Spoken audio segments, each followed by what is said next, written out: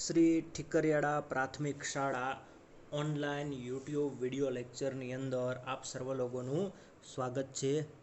જો તમે આપણી ચેનલને સબસ્ક્રાઈબ ન કરેલ હોય તો અત્યારે જ તમે નીચે આપેલ સબસ્ક્રાઈબ બટન પર ક્લિક કરી અને ચેનલને સબસ્ક્રાઈબ કરી લો, જેથી કરી અને નવા વિડીયોનું જે નોટિફિકેશન છે એ તરત જ તમને તમારા યુટ્યુબની અંદર મળી રહે. અને જો જરૂર લાગે તો તમે તમારા મિત્રો સાથે પણ આ વિડીયોને શેર કરી શકો છો, અને જો ગમે તો લાઈક પણ કરી શકો છો.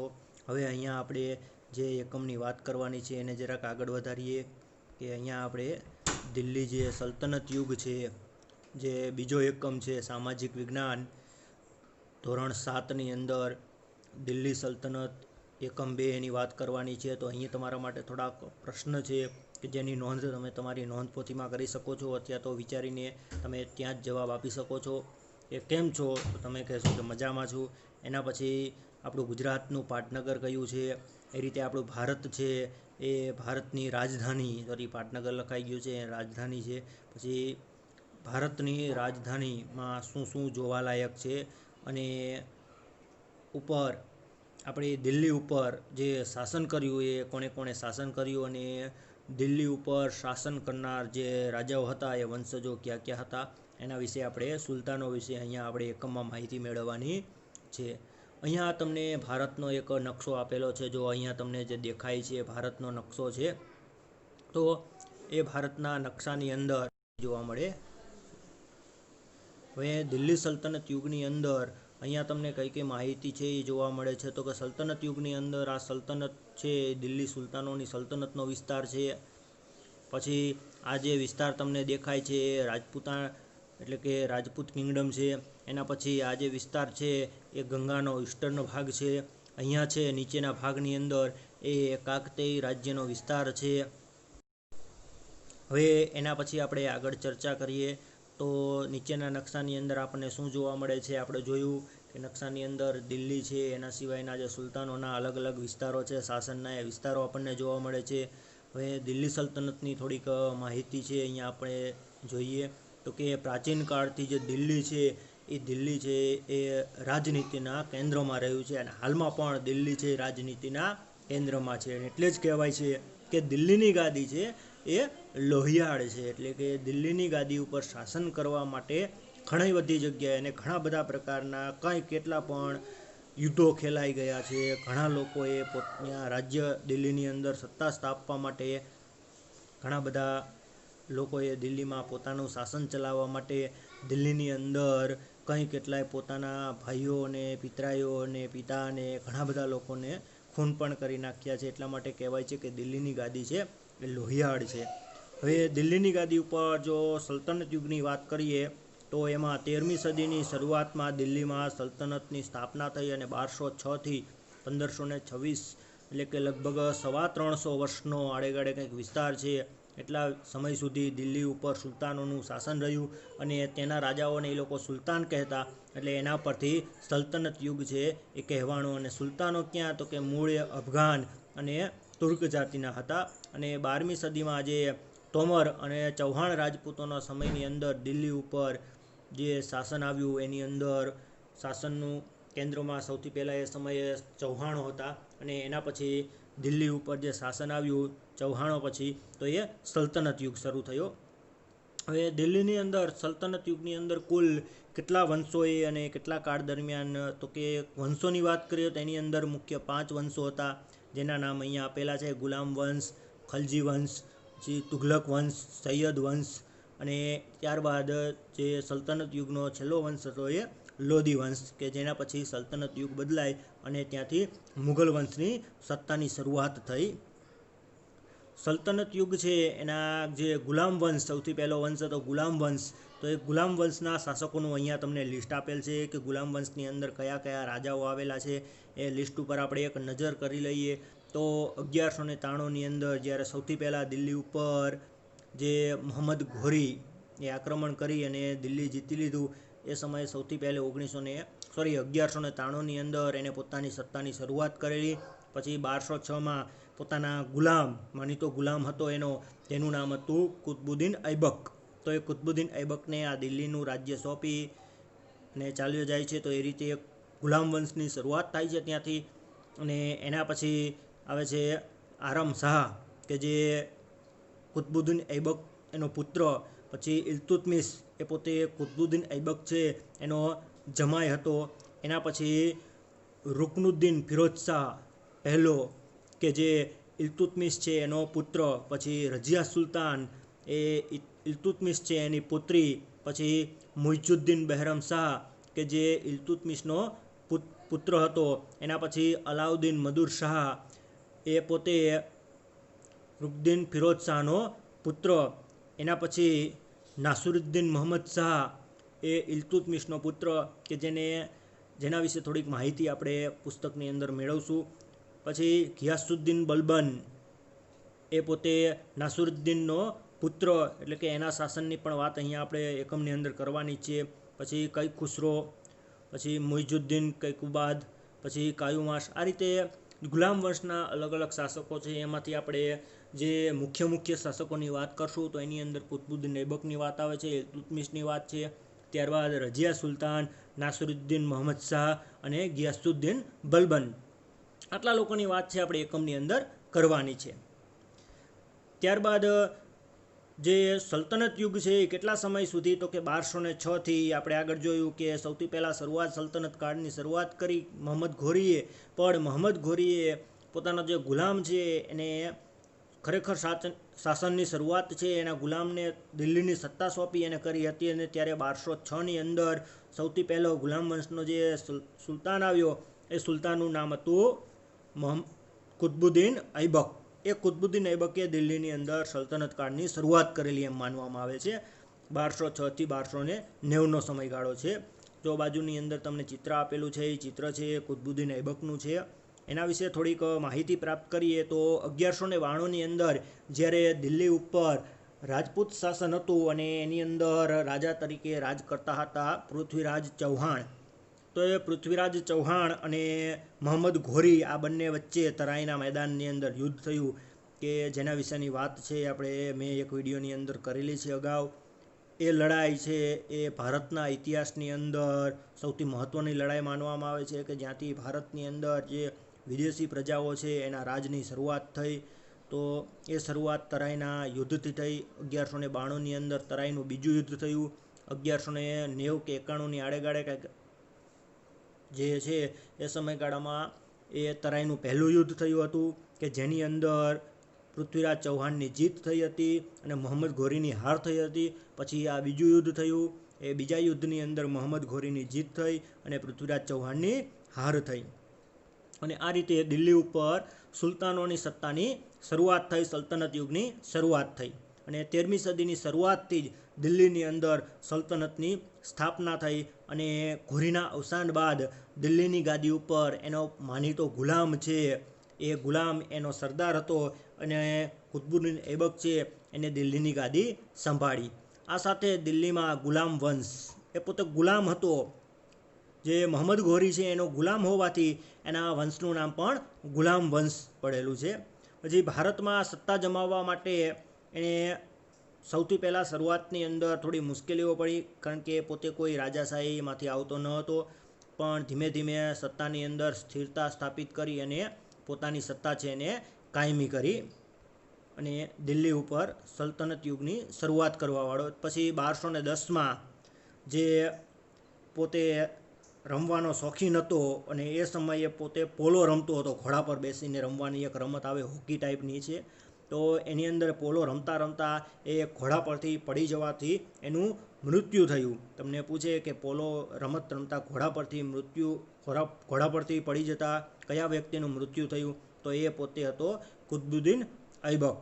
અને એના મૃત્યુ બાદ થોડા સમય પછી એનો જમાઈ છે ઇલ્તુત્મિશ એને રાજગાદી સંભાળી. અને કુતબુદ્દીન ઐબક છે દિલ્હીમાં એક મિનારાનું બાંધકામ કરાવતો હતો. એ સમયગાળા દરમિયાન એને માત્ર મિનારાનું જે કુતુબ મિનાર છે એ કુતુબ મિનારનું બાંધકામની શરૂઆત છે એ શરૂઆત કુતબુદ્દીન ઐબકે કરેલી. પણ એને જે બંધાવેલું હતું એક જ મિનારાનું બાંધકામ થયું હતું એના સમયમાં. પણ ત્યારબાદ આખા સંપૂર્ણ મિનારાનું બાંધકામ છે એના જમાઈ ઇલ્તુત્મિશે પૂર્ણ કરાવેલું.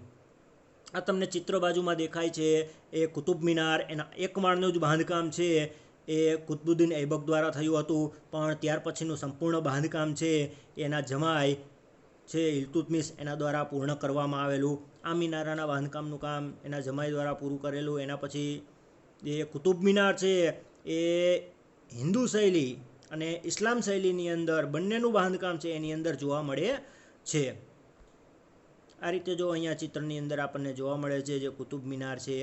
પછી ઇલ્તુત્મિશે જ્યારે સત્તાની શરૂઆત કરેલી ત્યારે થોડું ઘણું એનું સત્તા છે ઓછા વિસ્તારની અંદર હતી, પણ ધીમે ધીમે કાયમી સત્તાની સ્થાપના છે એ ઇલ્તુત્મિશ દ્વારા થઈ.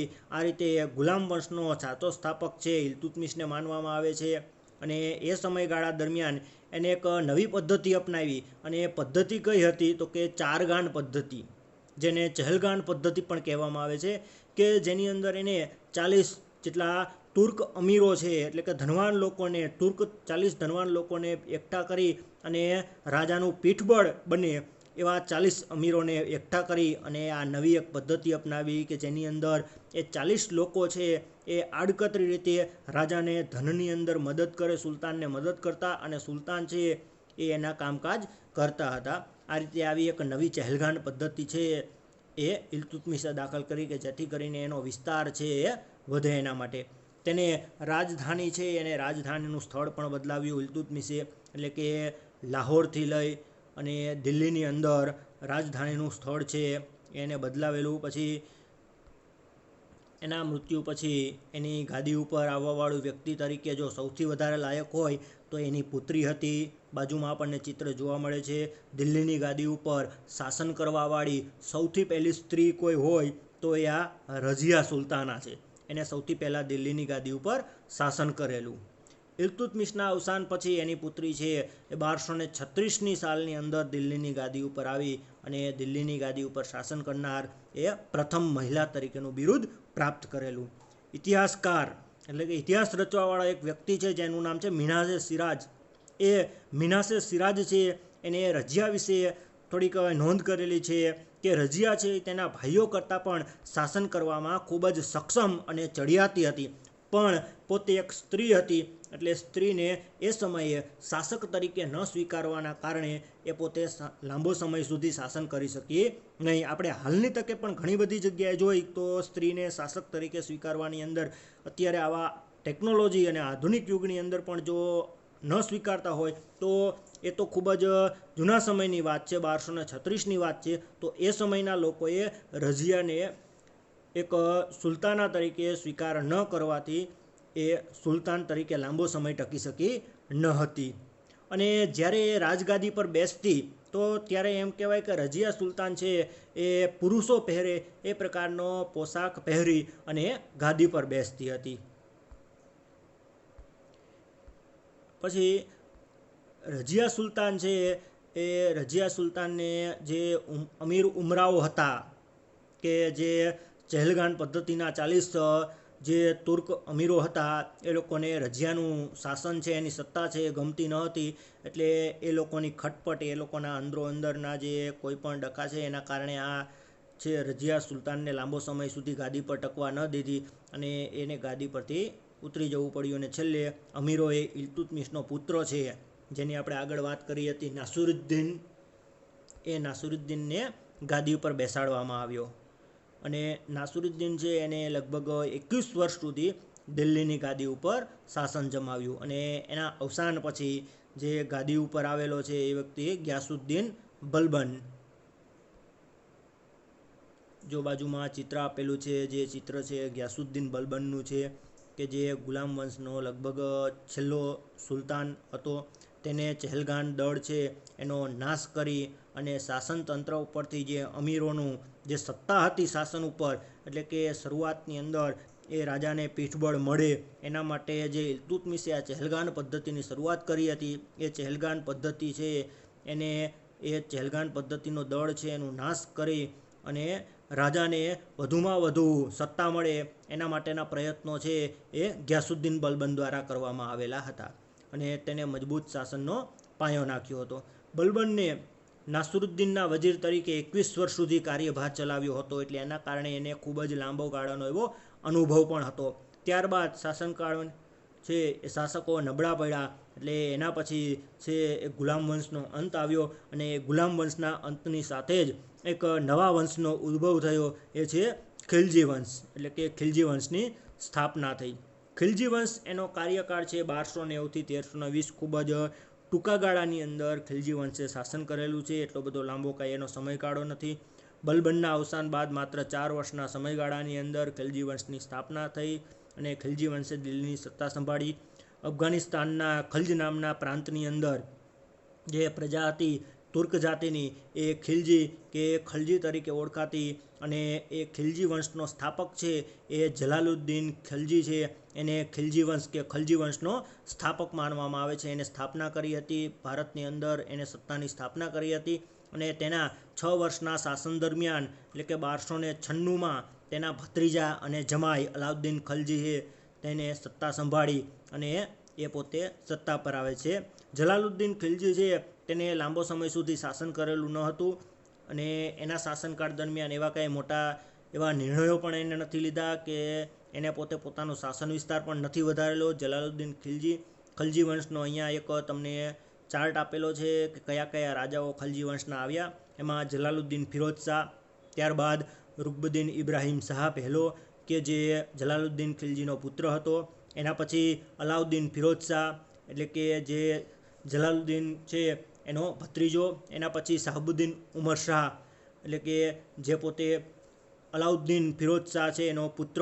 પછી આવ્યો કુતબુદ્દીન મુબારક, જે અલાઉદ્દીન ફિરોઝ શાહનો પુત્ર, અને પછી નાસરુદ્દીન ખુસરુ, કે જે ગુલામ વંશના 1320માં ખિલજી વંશનો સમાપ્તિ થઈ.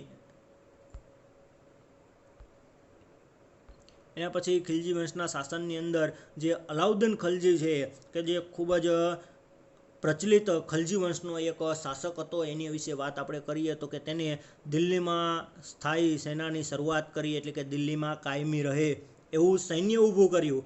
પહેલાંના સમયની અંદર રાજા પાસે સૈન્ય હોય પણ ટૂંકું સૈન્ય હોય, અને એમાંય જે ગુલામ વંશ અને પછી ખલજી વંશ આવે એ સમયગાળા દરમિયાન એની પાસે કાયમી ટકાઉ સૈન્ય હતું નહીં. પણ આ અલાઉદ્દીન ખલજીએ એ પ્રકારનું કાયમી સૈન્ય છે એ દિલ્હીની અંદર ઊભું કર્યું, અને એની અંદર એને વિશિષ્ટ ઓળખ માટે દાગ અને ચહેરા પદ્ધતિ છે એની શરૂઆત કરેલી, અને રાજ્ય કારભારની અંદર ઉલેમાઓ અને ઉમરાઓ છે એની સત્તા ઉપર કાપ મૂક્યો. એટલે કે ઉલેમા અને ઉમરાઓ કે જે આડકતરી રીતે રાજાને સત્તાની અંદર નડતા હતા એવા લોકો, એટલે કે રાજાને સત્તા સંભાળવામાં અથવા તો નિર્ણય લેવાની અંદર જે લોકો દખલગીરી કરતા હતા, એની સત્તા ઉપર જે અલાઉદ્દીન ખિલજી છે એને કાપ મૂક્યો.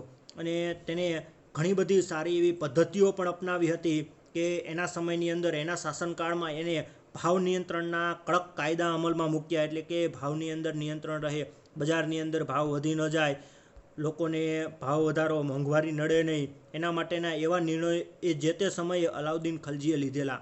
પછી બજાર નિયંત્રણ, એટલે કે બજારની અંદર કોઈ એક વ્યક્તિનું પ્રભુત્વ ન રહે, એટલે કે ઇજારાશાહી ન આવે, એના માટેના એને નિર્ણયો લીધેલા. પછી સંગ્રહખોરી ન કરે, એટલે કે બજારની અંદર વસ્તુઓ મળી રહે, એના માટેના પણ સારા એવા નિર્ણયો છે એ જે તે સમયે અલાઉદ્દીન ખલજીએ લીધેલા હતા.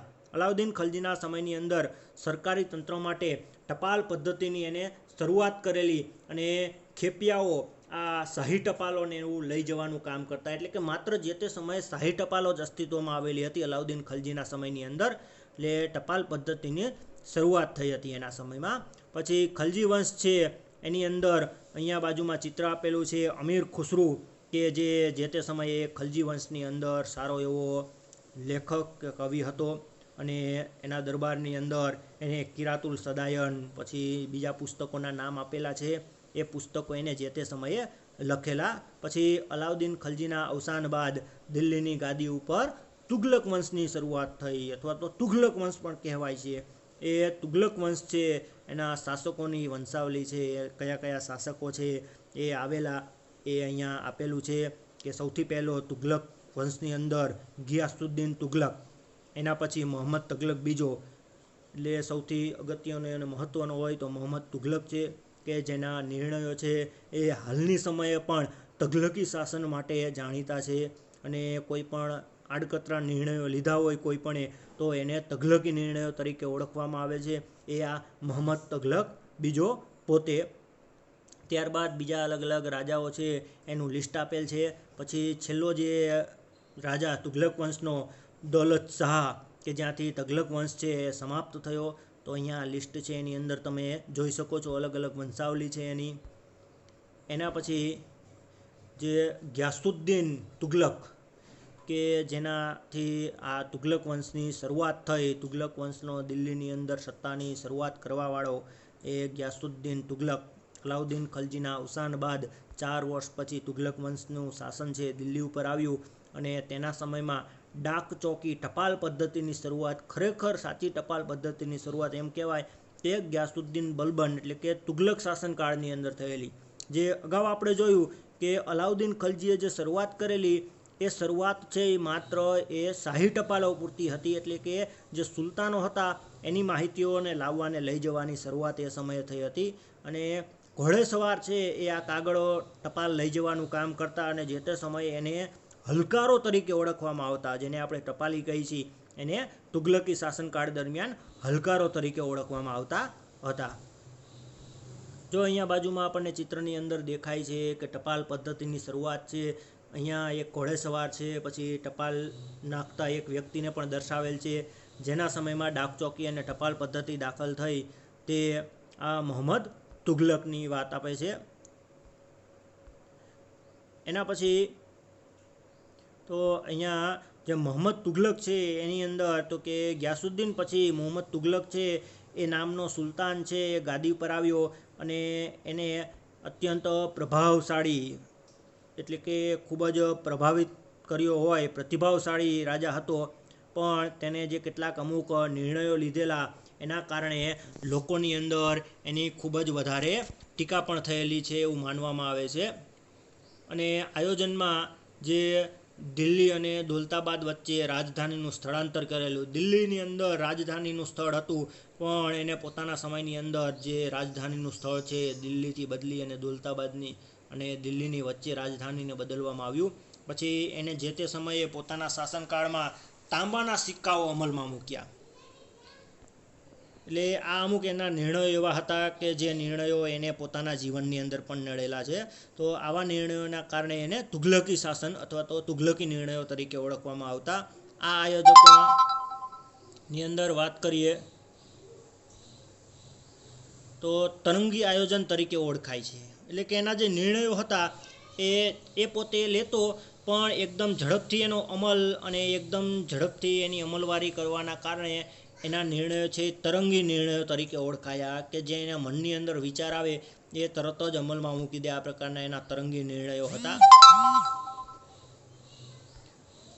મોહમ્મદ તુગલકની અંદર આપણે આગળ વાત કરીએ તો આ સમયમાં આફ્રિકન જે એક તાંજીરના હબસી મુસાફર છે એને જે તે સમયે ભારતની મુલાકાત લીધેલી, એનું નામ છે ઇબ્ન બતુતા. એ ઇબ્ન બતુતાની જે ભારતની મુલાકાત હતી એ સમયગાળા દરમિયાન એને મોહમ્મદ શાહનું શાસન હતું. એટલે એને પોતાના જે પુસ્તક છે એની અંદર એને લખેલું છે કે મોહમ્મદ તુગલકના શાસનકાળની અંદર અંધકાર અને પ્રકાશ આ બંને એકસાથે જોવા મળે છે. એટલે કે ક્યાંક અંધકાર પણ છે અને પ્રકાશ પણ છે. એટલે કે એના નિર્ણયો કોઈક એવા પણ છે જે પ્રજાલક્ષી છે અને કોઈક એવા પણ નિર્ણયો છે કે જે પ્રજા માટે નુકસાનકારક છે. તો એના કારણે એના શાસનકાળની અંદર એમ કહેવાય કે અંધકાર અને પ્રકાશ બંને એકસાથે જોવા મળે છે. મુહમ્મદ શાહના અવસાન બાદ તેનો પિતરાઈ ભાઈ ફિરોઝ શાહ તુગલક છે એ દિલ્હીની ગાદી ઉપર આવ્યો અને ત્યારબાદ ફિરોઝ શાહ તુગલકના અવસાન પછી તૈમૂર લંગ જેણે દિલ્હી ઉપર આક્રમણ કર્યું અને એમ કહેવાય કે તૈમૂર લંગના આક્રમણ પછી આજે તુગલક વંશ છે એનું શાસન છે ખૂબ જ નબળું પડી ગયેલું અને ઈસવીસન 1398-99ની અંદર તુગલક સત્તા છે એ મર્યાદિત થઈ ગઈ. ત્યારબાદ સૈયદ વંશ, તુગલક વંશ પછી સૈયદ વંશ છે એ ગાદી ઉપર આવ્યો અને સૈયદ વંશ છે એની સ્થાપના કરનાર, દિલ્હીમાં સૈયદ વંશની સ્થાપના કરવાવાળો વ્યક્તિ છે એ ખિજ્ર ખાન, કે જેને આ સૈયદ વંશની સ્થાપના કરી. પછી મોઇનુદ્દીન મુબારક શાહ બીજો, મુહમ્મદ શાહ ચોથો અને એના પછી અલાઉદ્દીન આલમ શાહ. આ રીતે જે સૈયદ વંશ છે એનું શાસન છે 1414થી 1451ની અંદર ખિજ્ર ખાનનું તમે ચિત્ર જોઈ શકો છો. એના પછી ખિજ્ર ખાન સૈયદના વંશની સ્થાપના કરી અને એના પછી જે અલગ અલગ વંશ આવેલા, અલગ અલગ વ્યક્તિઓ આવેલા જે દિલ્હીની ગાદી ઉપર, એની નામાવલી આપેલી છે. પછી લોધી વંશ છે, જેની આપણે લગભગ ઘણી બધી વાર ચર્ચાઓ થઈ ગયેલી છે કે જે લોધી વંશની સ્થાપના તો કે બુલબુલ ખાન અથવા તો બહલોલ ખાન તરીકે પણ ઓળખવામાં આવે છે. એ બુલબુલ ખાન છે એ લોધી દ્વારા એની શાસન કરવામાં આવ્યું. તેના પછી સિકંદર લોધી બીજો અને ઇબ્રાહિમ લોધી એ લોધી વંશનો છેલ્લો શાસક. ત્યારબાદ 1451થી 1526ના શાસનકાળની અંદર જે દિલ્હી ઉપર લોધી વંશનું શાસન ચાલ્યું, એની અંદર જે બહલોલ ખાન અથવા તો બુલબુલ ખાન, જે એના અવસાન પછી એને ગાદી માટે ઘણી બધી તકરારો થઈ અને એની અંદર ઇબ્રાહિમ લોધી છે એને મોટા ભાઈને હરાવી અને દિલ્હીની ગાદી ઉપર પોતાની સત્તા સ્થાપી. અને લોધી વંશનો અંતિમ શાસક છે ઇબ્રાહિમ લોધી, કે જેનું ચિત્ર તમે બાજુમાં જોઈ શકો છો. આ રીતે લોધી વંશનું શાસન ચાલ્યું. એમાં બહલોલ લોધી એ લોધી વંશનો સ્થાપક તરીકે માનવામાં આવે છે અને બહલોલ લોધી પછી એ સલ્તનતનો પ્રથમ અફઘાન શાસક પણ માનવામાં આવે છે. અને સિકંદર લોધીના દિલ્હી ગાદી પર આવ્યો. ત્યારબાદ સિકંદરમાં સારા શાસકના ગુણ હતા, પણ પોતાના ધર્મની બાબતમાં એ પોતે અસહિષ્ણુ હોવાથી એ લાંબો સમય સુધી શાસનકાળ ચલાવી શક્યો નહીં. હવે દિલ્હીની અંદર જે સલ્તનત, જે સુલતાનોએ શાસન કર્યું, એ સુલતનતનો અંત અને મુઘલ શાસનની શરૂઆત છે એ કેવી રીતે થઈ?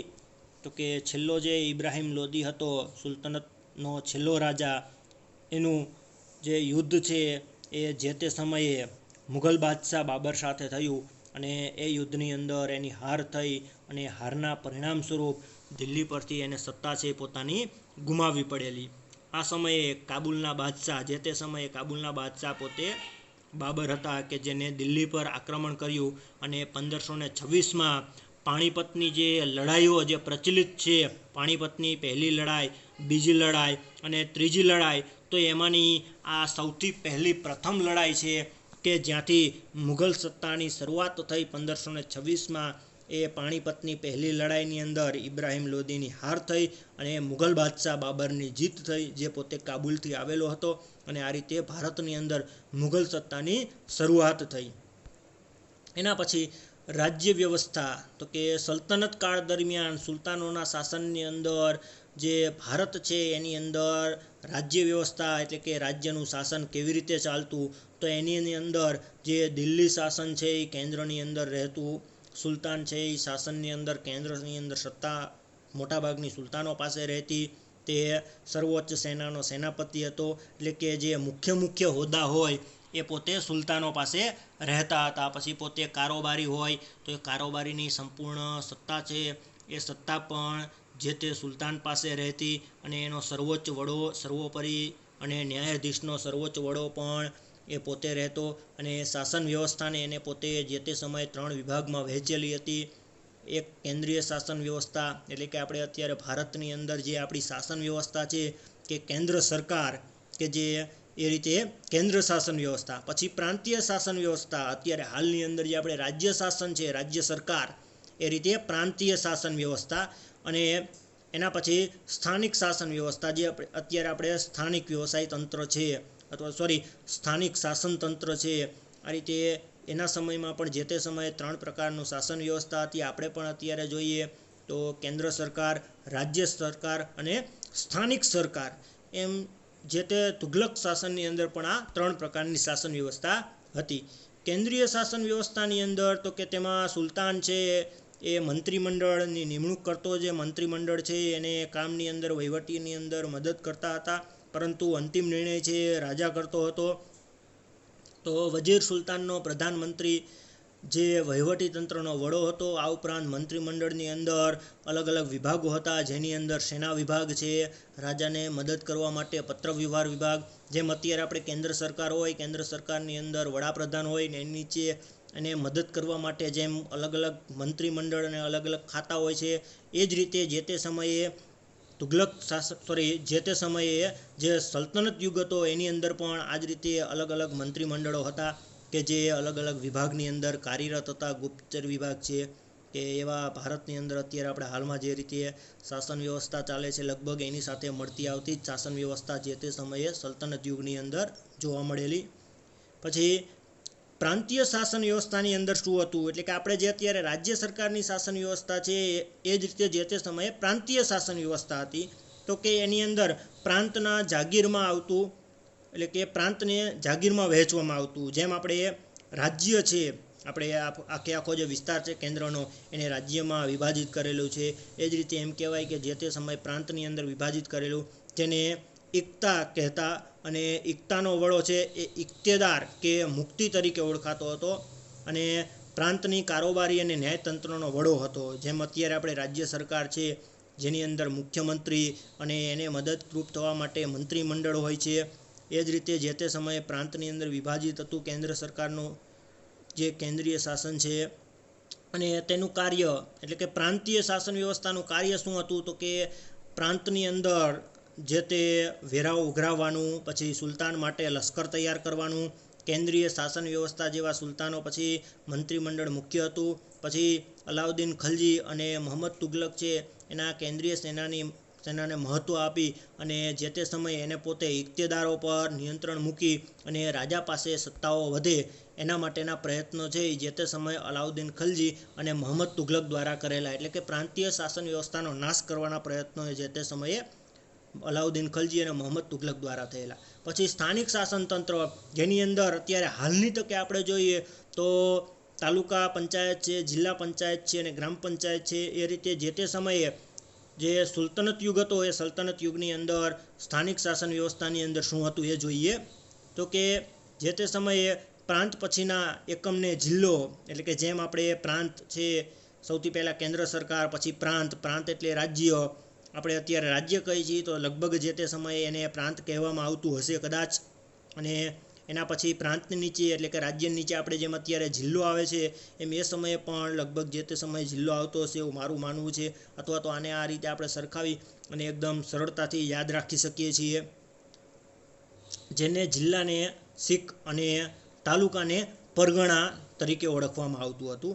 અને ગામનો વહીવટ છે એ મુખી અથવા તો મુકાદમ જેને આપણે સરપંચ કહીએ છીએ અને તેને મદદ કરવા માટે અત્યારે હાલની અંદર આપણે જોઈએ તો સરપંચને મદદ કરવા માટે ગામની અંદર તલાટી કમ મંત્રી હોય છે.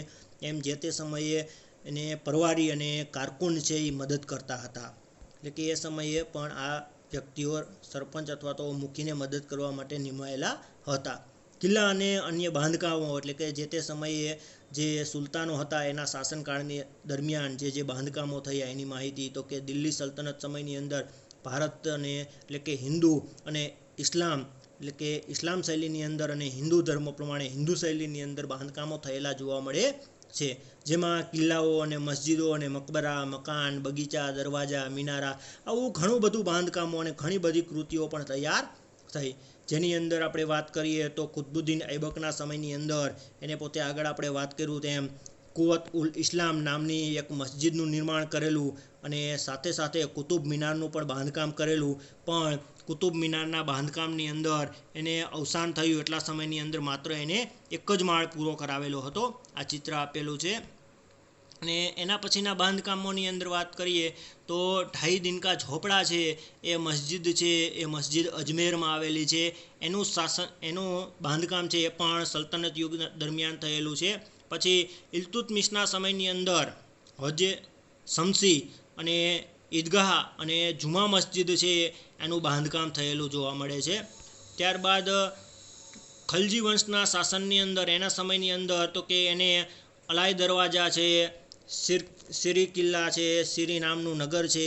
આ રીતે જે તે વંશોએ પોતાના શાસનકાળ દરમિયાન જે ખાસ બાંધકામો કરેલા છે એ બાંધકામોના નાના મોટા લિસ્ટ છે એ અહીંયા આપણને જોવા મળે છે. એના પછી તુગલક શાસન દરમિયાન જે અલગ અલગ મોટા મોટા શહેરો અને નગરોનું ઉત્તર પ્રદેશની અંદર રચના થયેલી ફિરોઝાબાદ છે, તુગલકાબાદ છે, જૌનપુર, ફિરોજપુર, ફતેહાબાદ આ રીતે દિલ્હીની આજુબાજુના વિસ્તારોની અંદર જે આવા નાના મોટા નગરોની જે તે સમયે રચના થયેલી, અને સાથે સાથે નાના મોટા મિનારાઓ, પુલો, દરવાજાઓ, આવું ઘણું બધું જે તે સુલતાનોએ પોતાની પ્રજા માટે બંધાવેલું, અથવા તો પોતાના જે જાહોજલાલી માટે આ બધું બંધાવેલું બાંધકામ કરાવેલું હોઈ શકે છે.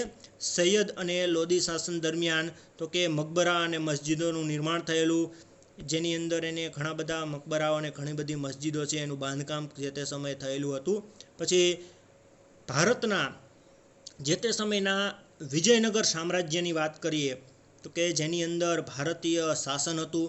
વિજયનગર સામ્રાજ્ય 1206 થી 1298ના શાસનકાળ દરમિયાનની વાત કરીએ તો તુગલક વંશના જે નિર્બળ શાસન હતું એ શાસન દરમિયાન દિલ્હીની અંદર સલ્તનતના વિઘટનનો પ્રારંભ થયેલો, અને તૈમુર લંગનું જે દિલ્હી ઉપરનું આક્રમણ હતું, એટલે કે તૈમુર લંગે જે દિલ્હી ઉપર ચડાઈ કરી હતી ત્યાં શાસન નબળું પડ્યું, અને એ દરમિયાન ભારતના ઉત્તર અને દક્ષિણમાં અનેક પ્રદેશો છે એ સ્વતંત્ર થયા, અને એ શાસનકાળ દરમિયાન જે પ્રદેશો સ્વતંત્ર થયા એનું લિસ્ટ અહીંયા આપેલ છે, જેની અંદર આપણું વિજયનગર છે એ વિજયનગર સામ્રાજ્યનો અહીંયા નકશો પણ આપેલ છે. એ વિજયનગર સામ્રાજ્ય પણ એમાંનું એક હતું જે તે સમયે અલગ થયું હતું.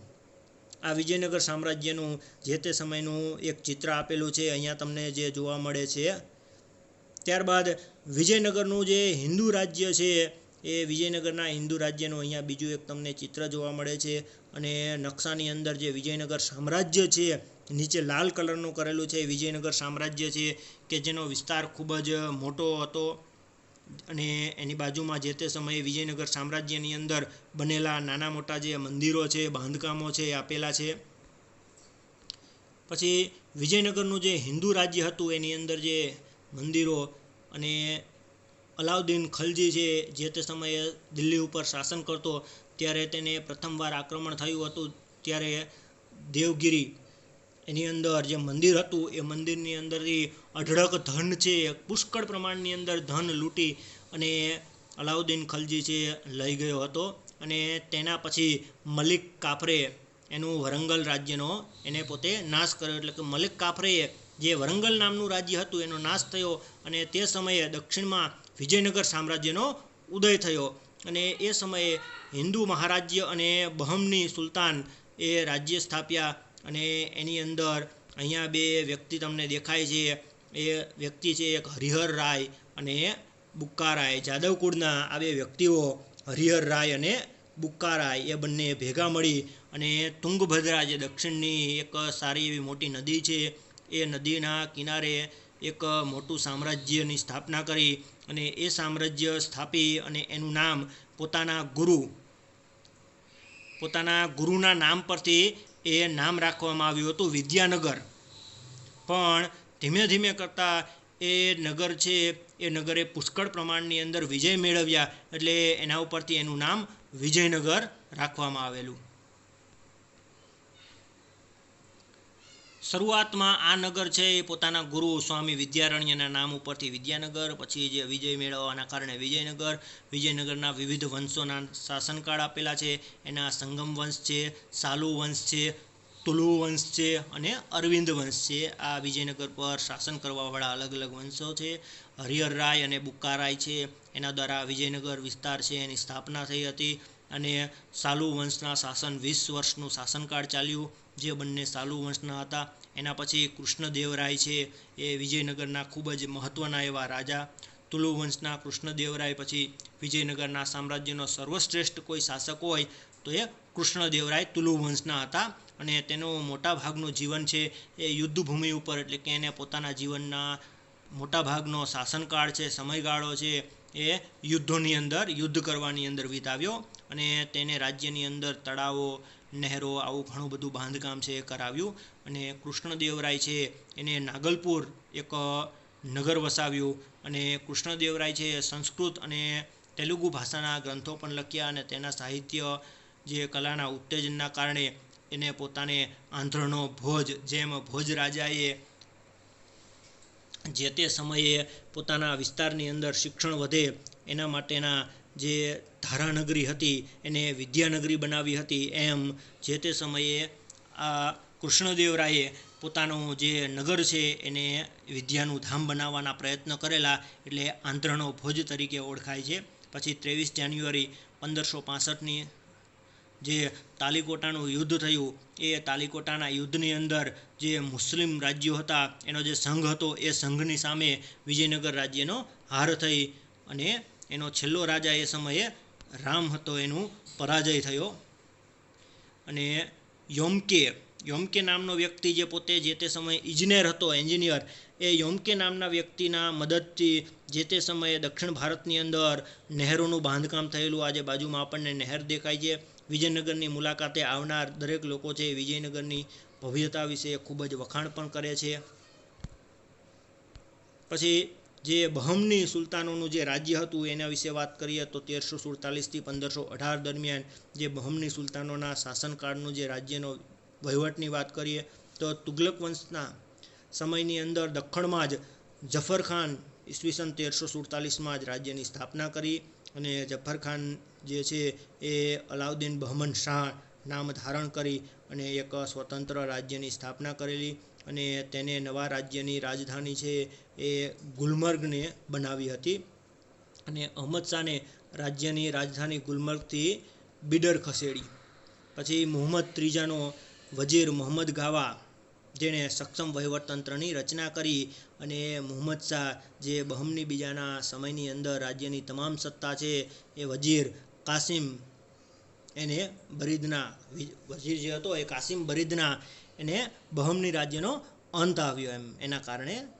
ત્યારબાદ બહમની રાજ્યો છે એના વિશે તો કે સમગ્ર બહમની રાજ્યની પડતી થતાં તેના કેટલાક પ્રદેશો છે એ સ્વતંત્ર થયા.